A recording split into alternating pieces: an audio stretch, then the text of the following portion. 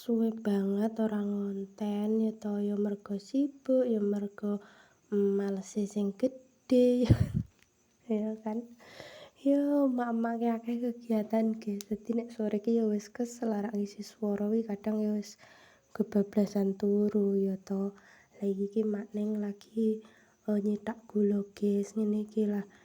Iki usum ketiga ngene iki nira kelapa ya saya langka guys ya, dadi ora akeh nirane dadi yo, gulane ya ora dadi akeh, tapi ki yo alhamdulillah gulane mamak kuwi jek akeh ya to lho. Wis nyetak ini ki ora gampang guys, ini ki butuh kecepatan, ketelatenan, dan ketelitian. Engko nek ora ngono yo gelem ndulek gulane kan yo panas ya to.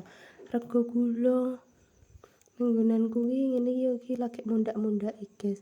Sak tangkep ngono kuwi 2 lembar koin ngono kuwi iso tekan 3.000 ya to, iki rego sing paling dhuwur biasane ngono kuwi guys. Ya iki gula asli murni tanpa campur rem.